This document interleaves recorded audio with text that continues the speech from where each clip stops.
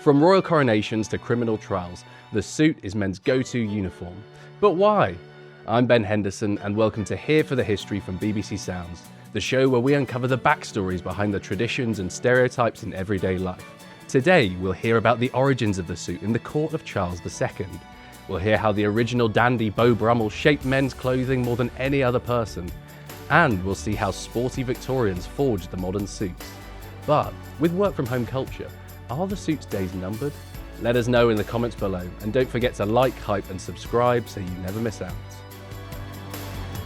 Ben, you are looking very smart today. What is going on? Well, I just thought I'd come in to impress you, and the team. But, other than that, I thought I'd wear it today because we're covering a fascinating topic. So, if you're preparing for a big formal occasion, how long are you spending planning and putting on your outfit for the big evening? I don't know, maybe days, weeks, months? What about you? How long? 20 seconds? Well, I'd 15? actually say that is an enormous overstatement, Okay. Alice, because I only wear one suit. I only own one suit. My dad bought it for me. Took me to the shop, age 16, and it's the only suit. Still fits? Yeah, it's the only suit I've ever owned. I mean, I wouldn't say it's a little bit tight. And I've worn it pretty much every big event, every job interview, every wedding ever since. So it served me well. Well, that is the thing with men's suits, is that they are quite convenient, that you essentially just wear the same thing. But do you ever feel that you're missing out on the fun of choosing an outfit? Sometimes, but then I also think, it's so nice to just be able to pop on your suit. You don't need to think about it. Is it the tie? Is that amazing. The creative bit? Yeah, well, that is true. I think that's how a lot of men are expressing themselves, and in other ways, which we'll come to today. But the key is, Alice, it wasn't always like this, where men dressed with such conformity on big posh occasions. And this leads us to our question today. Why do we wear suits? And who made the suits mandatory for these formal occasions? Because, historically speaking, it's pretty bizarre that men of, massively diverse backgrounds from all around the world wear pretty much the same outfit whenever they want to look smart. It's very strange. And people had all sorts of national dress across the world. Whereas nowadays, you might get a British schoolchild or a Japanese businessman or an American president, all of whom are just basically wearing the same outfit. Yeah, it's very true. There was an article I remember a few years ago in which the former president of Uruguay said that the whole world is now forced to dress like an English gentleman. And do you know your tailoring, Ben? I mean, do you know your single-breasted from double-breasted suit? Do you know your, lapel from lounge suit button? I do know, yes, I do know those details. I'm trying to think of. But I wouldn't say I'm an expert, or I wasn't an expert. So I actually embarrassed myself a lot a few years ago. So I was invited to a wedding, and I was one of the groomsmen. And I was told we were wearing morning suits on the schedule. Sure. And morning suits are, of course, they've got tails and a waistcoat. But I thought it meant we're wearing suits in the morning, so I just packed my normal suit. Turned up at the wedding, and it turns out I'm in completely the wrong outfit. No. I know, and they were putting me in the back of the photos and everything. A faux pas. I know, it was very sad actually. Oh, I'm sorry. But I can assure listeners, I'm a changed man. I've ensconced myself in the research for this episode, and now I'd say, I'm pretty much a fully qualified dandy. Well, it's always good to have a dandy in the room. I've always said that. Well, I'm looking forward to hearing how this strange global phenomenon came to be. So welcome back, everyone, to Here for the History from BBC Sounds. I'm Alice Luxton. And I'm Ben Henderson. And I'm here for the history. Let's suit up. Chapter 1, Birth of the Suit. So, Alice, we start our story on the 25th of May, 1660, and we're at Dover on the English coast. Now, the famous White Cliffs are teeming with crowds. They're all united in celebration because across the water, a little ship is drawing nearer, and on board is the soon-to-be Charles II, who's appeared in quite a few of our episodes now, hasn't he? And he's immediately recognisable to the crowds because he has this wonderful plume of red feathers in his hat. Okay, so this is Charles returning from 9 years in exile, during which England had been torn apart by civil war, where those supporting Parliament, including the Puritans, ended up chopping his father, Charles I's, head off. So Puritan rule, which is while Charles has been in exile, has been pretty tough in England. So intense religious observance is absolutely mandatory. And pretty much everything fun is banned. Where fun goes to die. Yeah, exactly. So, booze is banned, theatres, even Christmas, all this kind of stuff.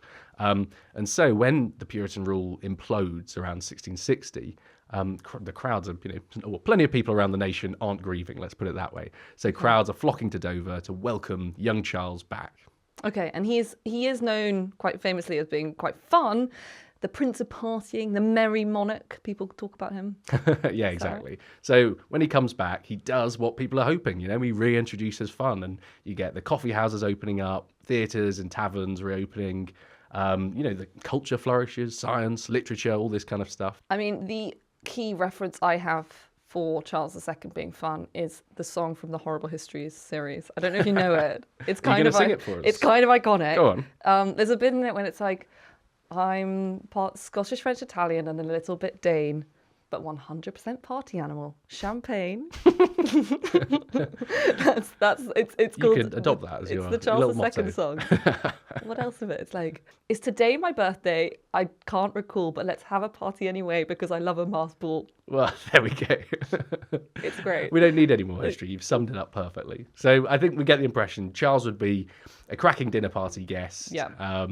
Yes, that's right. He would be great at a dinner party. And he'd have loads of anecdotes from his time in exile, all this kind of thing. I think he actually might be a bit out of control as a guest. Yeah, I wouldn't want him too near my girlfriend when we're choosing the seats. But other than that, it would be totally fine. Just be careful with the seating plan, is all I'd say. Exactly. Anyway, so Charles's court, when they're back, obviously they're indulging in the fun too, and they get a big reputation for debauchery, gambling, general decadence, basically. And this is symbolised more than anything by their love of lavish French fashions, particularly French silk, which they wear in imitation of the unbelievably wealthy French court across the Channel.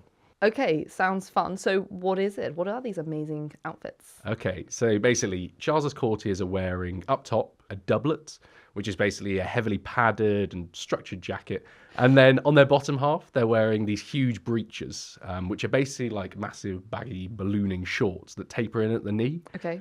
And then under them, they've got basically tights. You call them hose, but they're basically tights. And then they've got high heels, they've got wigs. And the whole outfit is basically, highly decorated. It's covered in reams and reams of ribbon and gold thread and so on. Okay, so wigs, high heels. This is quite different from what men are wearing today. Yeah, exactly. Although there is one innovation in this period that is very relevant to today, and that is the cravat. So Charles's court have borrowed the cravat from the French again. And do you know where the name of the cravat comes from? I do not. Please tell me. Well, it's actually a corruption of the word Croat, meaning Croatian, because Croatian mercenaries were basically wearing these neckties in the 30 Years' War, which had ended around the 1640s. And apparently French aristocrats thought these, Croats looked very dashing with a necktie. So they started wearing them, but got the name wrong, so they called them cravats. And that would evolve over the centuries into the modern tie we know today. I see. So we can thank Croatia for the tie, which you're sporting today. Yeah, well, exactly. A wonderful link. Anyway, back to our narrative. So the parliamentarians and the Puritans who'd fought Charles's father during the Civil War basically latch on to all this, debauchery that's going on at court. They view it as Frenchified decadence, and it becomes a running criticism of Charles's court that they're constantly, badgering him about. And then this pressure that they're applying is massively heightened in the 1660s because there are a series of national disasters. It's a really tough time. So England suffers a military defeat. There's a devastating plague which wipes out a huge chunk of London's population. And then in 1666, a very famous event, we've got the Great Fire, which obviously razes London to the ground. And rumours are even swirling that the French are behind it. So it's a tough time for Charles. Okay, so 1660s is a bit of a disaster decade. I Absolutely. think. And remember, Charles has had this really traumatic childhood. His father was beheaded when he was 18. So he's got a lot of baggage. And he must have had a kind of constant anxiety that history might be repeating itself, basically. Ah, yes, that he might be next. Exactly, Alice. So he desperately wants to kind of head off his critics. Good pun. And his solution... Head off, yes. His solution is to rein in the extravagant dress of his courtiers. Okay. So on the 7th of October, 1666, Charles creates a new, more modest English style. Right, so this is a big rebrand. Yeah. Charles II's rebrand. What does that look like? Well, the following day, we have a report. So the famous courtier Samuel Pepys, who, is very well known for his legendary diary. So the following day, he writes in his diary that The king hath yesterday in council declared his resolution of setting a fashion for clothes, which he will never alter. It will be a vest, I know not well how, but it is to teach the nobility thrift. Okay, so I was not expecting the rebrand to be a vest. Presumably this isn't the kind of armless underwear. Well, the vest is the first incarnation in British fashion of what will become the waistcoat. Oh. Yeah, it does actually have arms at this point. It will lose the arms eventually. But it's part of a wider rebrand. The vest is just merely one element. So the key elements of the new style are, next to your skin, you'd have a white linen shirt, although it wouldn't have the modern collar that I've got today. Then on top of that, you have your vest made of English wool, which is, as I said, like a prototype waistcoat, basically. And then your outer garment would just be a simple long coat. Then a few items are retained, so you still have the cravat, and you still have the knee-length breeches, although they're a lot narrower than the massive billowy ones there were before this rebrand. Okay. But I think you can see there, if you think about the vest, the jacket, the white underneath, slightly slimmer breeches, you can see if you squint the outlines of what will become the three-piece suit. Squinting. Absolutely. Okay. Okay. And I can see here you got this quote from a historian, David Kuchta, who said that Charles II's vest was a big turning point because it brought in this modern era of masculine aesthetics and reversed something that had been around for centuries, which was the association between elaborate display and high social status. So the association with the fact, I suppose, that only the really, really wealthy would wear extravagant clothing was actually now we have the king and the court wearing kind of pared down clothing. Yeah, absolutely. And I think it's that idea that, throughout history, if the richer you are, you want to show off with loads of bling, loads of colour, loads of exotic fabric from the other side of the world, and things like that. And this is inverting that. So it's to say, well, the real elites, we don't need to do that. We're going to dress down. Okay, well, this is a big fashion revolution. That's a good chapter to start with. I'm sure there are many more twists and turns to come. And for anyone at home watching, well, don't forget to comment. Let us know what you think about the suit. Do you prefer the more extravagant version or something more pared down? Is it nouveau? Let us know. We'd love to hear. And don't forget to like and subscribe and tell all your friends so you never miss out. And you're always here for the history. Okay, onwards. Chapter 2, Rise of the Dandy. So, Alice, after Charles II's clothing revolution in 1666, his proto-suit that we discussed basically spreads from the court down the social ladder, and it becomes standard dress for England's growing aspirational middle classes. Meanwhile, as the decades tick by, the aristocracy gradually kind of returns to more elaborate styles because, they always want to distinguish themselves, don't they? For example, pink is apparently the most popular colour for men's suits in the mid-1700s. Did you know that? I did not. And bring it back. The pink suit sounds amazing. I'm not sure. Would you wear a pink suit then? I'm not sure it would bring out my natural skin tones. Yeah, I think it would clash a little bit. Bring out your eye colour. Yeah, exactly. But the next chapter in our story starts a century on. So we're fast forwarding from Charles's reforms and we're moving to 1778. And we start in a servant's attic room on Downing Street in London. Of course, a famous street, which is now where the Prime Minister lives. Indeed. So a woman lies with her newborn baby, and historians say she's likely a courtesan, and her husband, named William Brummell, is secretary for the Prime Minister, which is why they're on Downing Street. Now, they call the baby George, but little do they know, this little baby from humble beginnings would eventually shape British men's fashion more than any person in history. Gosh, okay, George Brummell, a big moment in sartorial history. It is indeed. I'm curious. So, George's father goes on to make quite a bit of money from his job working for the Prime Minister, and it means he can send George to posh school, so he goes to Eton. Now, despite the fact that George is just a commoner, he's incredibly popular at Eton, even among all these, very aristocratic children, because he's extremely witty and very fashionable. Basically, he's the coolest kid at school. He's the one everyone wants to be friends with. And it would eventually earn him the nickname Beau. So we now remember him as Beau Brummell. Ah, now I have heard of him, and there's a great statue of him on Jermyn Street in the centre of London, which is famous for tailoring shops, men's tailoring shops. Yeah, it is indeed. Anyway, back to our narrative. So Brummell, he leaves Eton, he moves on to Oxford University. Obviously, he's a privileged and quite bright boy. I think he's only, in his mid-teens at this point. This is around the 1790s. But his life is turned upside down very quickly at Oxford because his father dies. So he drops out of university and buys a position as an officer in the army.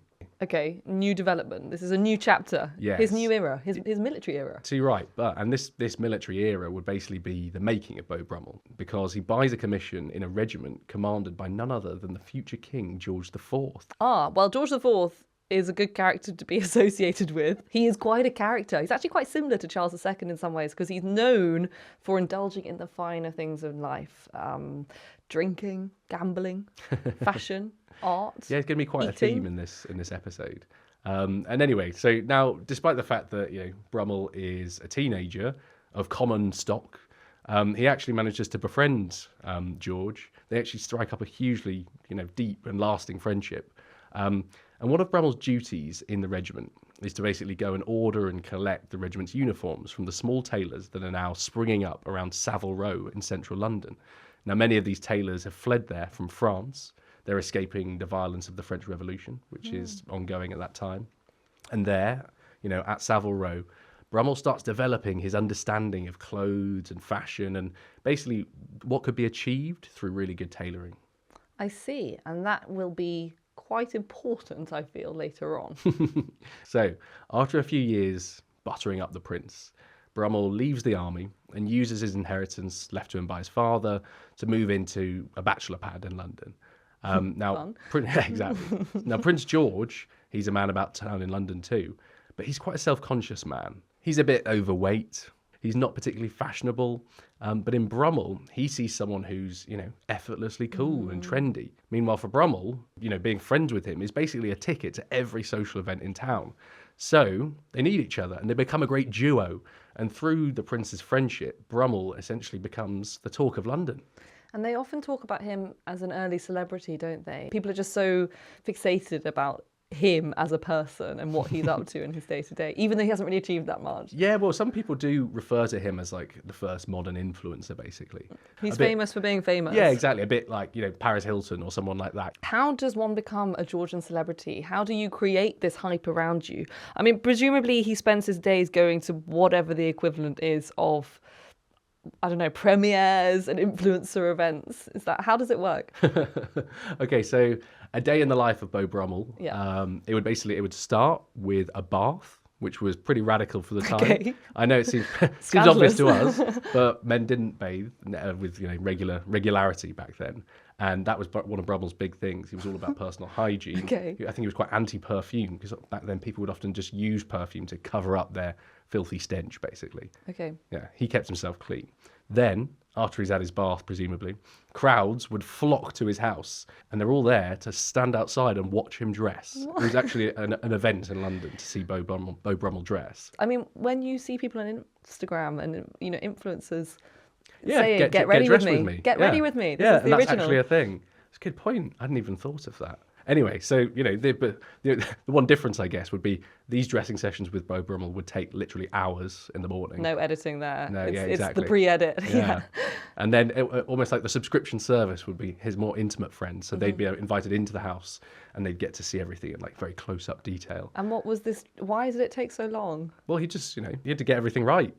So one example is the cravat. So basically, he turned tying his cravat into an art form, as I've kind of demonstrated to you here. Yeah, exactly. Very neat. Yeah.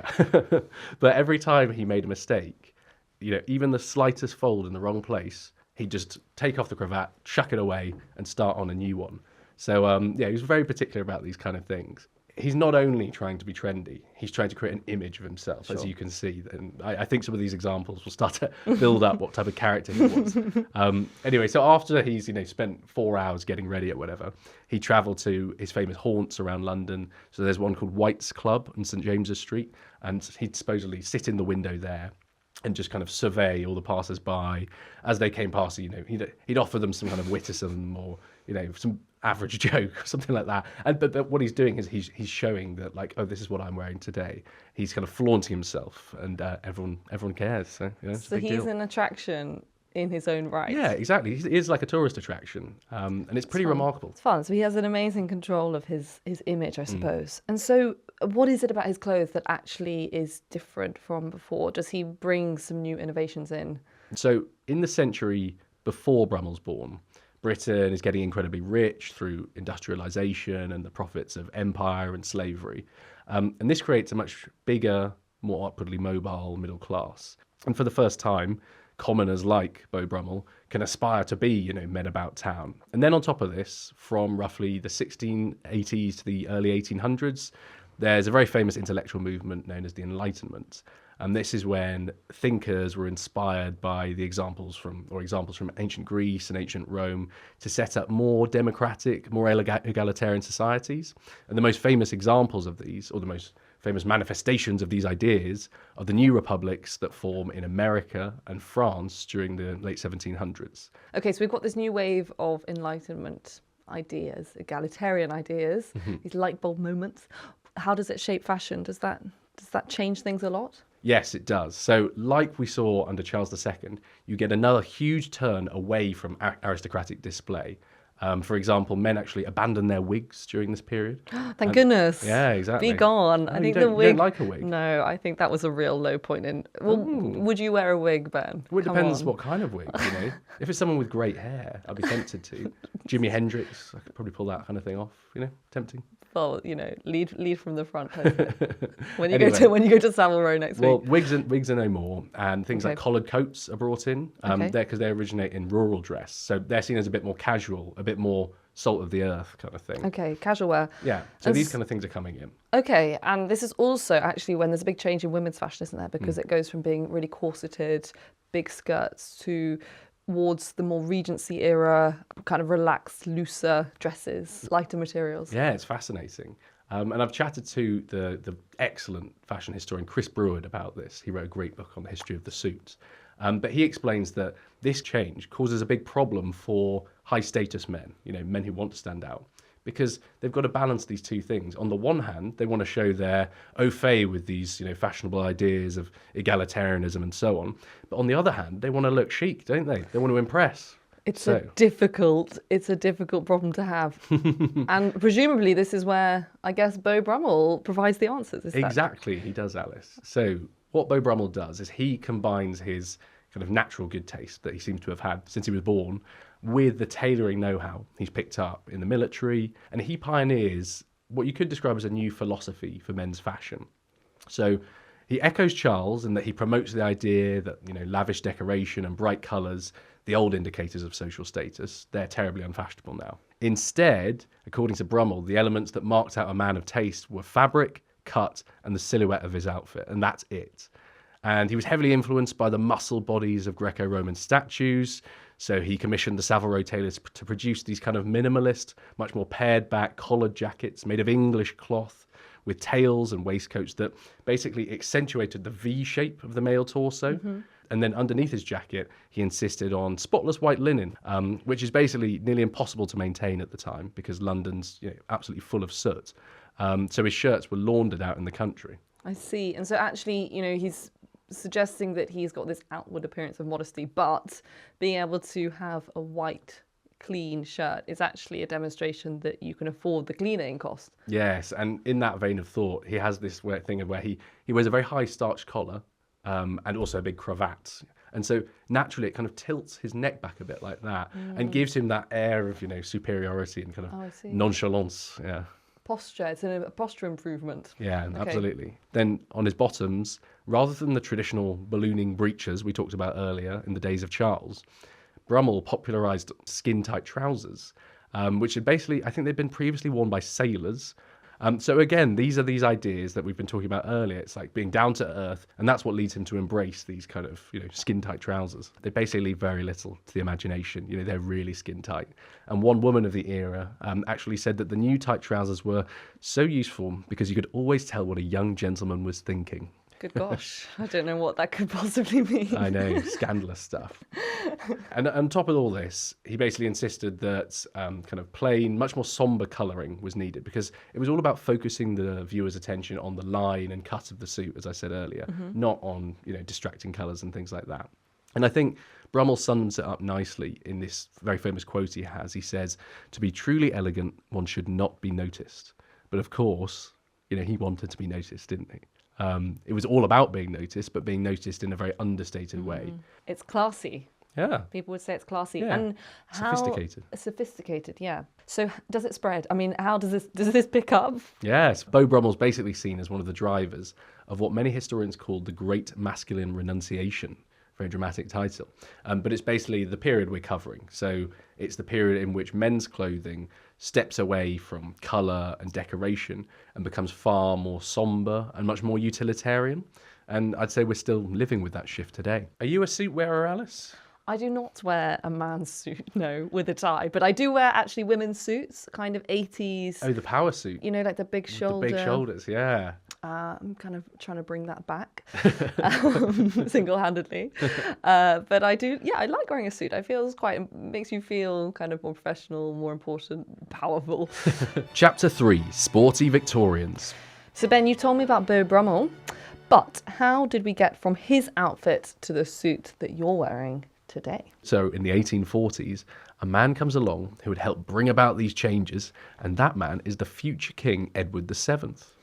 Whoa, another party kind of prince we've had. It is actually remarkable that, like, they're all the same. You could write them their life summary in the same 3 sentences. Yeah, you could. Loved partying, didn't get a strange relationship with parents, that kind of thing. Yeah, so Edward was Queen Victoria's son. Yeah. And he kind of didn't get on with her because he was this party prince, and he just spent his whole life having a good time. He loved horse racing. Absolutely. He had a lot of mistresses. So yeah, lots in common with Charles II and George IV, I think. Yeah, and it's interesting because those elements that Queen Victoria seemed to not like so much about him, basically his love of fun, they seem to make him immensely popular among the people. And so he becomes a bit of a style icon. Now, for our story, the most important bit about Edward's background is he's absolutely mad about sport. Now, this wouldn't be anything out of the ordinary because the late Victorians absolutely loved their sport. We've already talked in previous episodes about how they codified the rules of football at this time, also of rugby. But this sports mania meant fashionable men like Edward needed clothing they could play in and watch sport in. And it's very difficult to do that in your skin-tight, pale trousers that Beau Brummell's wearing. Yeah. So men's fashion begins to loosen up a bit. Great. Okay. Tell me what it's like. Okay, so remember the Beau Brummell jacket has those seams around the waist to really draw it in tight and long tails. But this obviously wasn't practical. So the waistline seam and the tails are done away with, and the jacket comes up so it hangs straight around waist height like it does, today on this suit I'm demonstrating here. And then in a similar fashion, the trousers thankfully loosen up.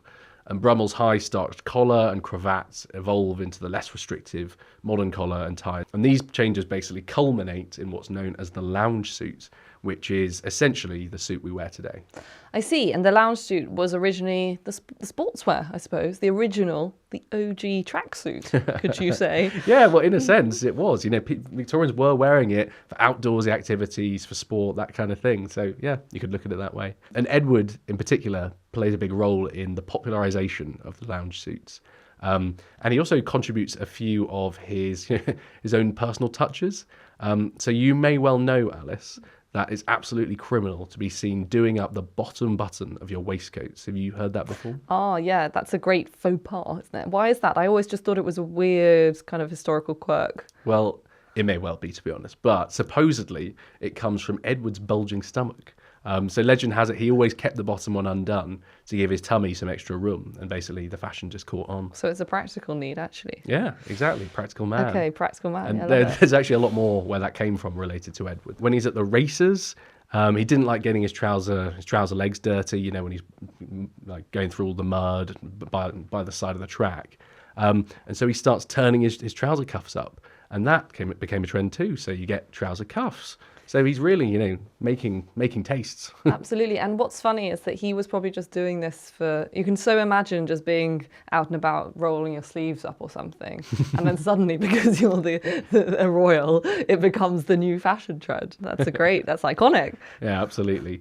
Anyway, aside from, Edward's magnificent contributions, the fashion historian we mentioned earlier, he points out there's one other crucial reason why the lounge suit became so ubiquitous throughout society and eventually the world at this point. And that is the Industrial Revolution, which in Britain, of course, is powered by textiles like wool and cotton. So production of these suits goes into overdrive, basically. Meanwhile, at the same time, Britain's middle class is growing rapidly, so people can increasingly afford to buy suits. So, very quickly, the lounge suit becomes the outfit of the city clerk or the shop assistant as much as, the fancy lawyer or the Prince of Wales. And by the 1870s and 80s, it's totally ubiquitous in British society. It's amazing, isn't it? Almost every episode that we record, the Industrial Revolution comes in and it's completely transformative. Yeah, it's always Industrial Revolution at one end and Charles II at the other. Yeah. Two bankers. But yeah, anyway, so... we've got obviously if the British public are all clothed in something, you've got to remember that Britain is also still just about the most powerful nation in the world. And so naturally, many countries want to imitate British style at this period, including, crucially, the US. And given that the following century, the 20th century, would essentially be the American century, the fact that the suit was the uniform of the American businessman and the American movie star helps really imbue it with that sense of glamour and status and, masculinity, power, basically. It imbues it with that. And I think that's lasted even to this day, which is partly why the suit has just about survived. This is the modern version here in front of us. How fascinating, Ben. So that brings us up to today. But I suppose it hasn't really been completely plain sailing in my mind. Obviously, today we have casual dress in the office and people working from home. And that's been a big part of the suit's decline for the everyday, I think. Yeah, and I think I'm kind of a case in point in that sense, in that I like a suit. I like the look of them. I'd love to know more about them and be one of those Beau Brummells around town. You could be a Beau Brummell. It's just, I just don't wear them enough. I mean, I wear my suit literally like once or twice a year. So it was kind of pointless for me to go and invest loads of time and money into finding out about suits and buying suits. It's just, it's not worthwhile in the lifestyle I lead. Do you think people don't wear them because they're not very comfortable? Like, is it a difficult thing to wear? I mean, for example, lots of women might not wear heels all the time because it's actually just really, really uncomfortable. But when you're bursting out of it, Alice, it's a bit tough. Yeah, but, I think you need a new suit. We need a trip to Jermyn Street. Yeah, no. I mean, I think when they fit you, when you first buy them, and if you get it tailored, it is actually very comfortable. So I don't think it's that. And I have a question for you then. When you were 16 and you put a suit on for the first time that fit, tell me about that moment. Well, I just felt like a man. I was like, this is it. The boy became a man. Too right. In the suit shop. Cool. Great. Well, Ben, that is fascinating. Thank you so much. A fascinating history as ever and full of surprises. Well, glad you liked it. I think I like the fact the most about the cravat. I love a bit of etymology and that coming from our Croatian friends. Yeah. So thank you to the Croatians. And I hope everyone at home feels the same. Thanks so much for watching. Do let us know what you think about the suit. Tell us your worst suit stories. Tell us if you have a pink suit and what that's like. And do let us know if you have any suggestions for future episodes. We'd love to hear from you. Make sure to tell all of your friends about Here for the History. And we'll see you next time. Make sure to suit up and goodbye. Goodbye.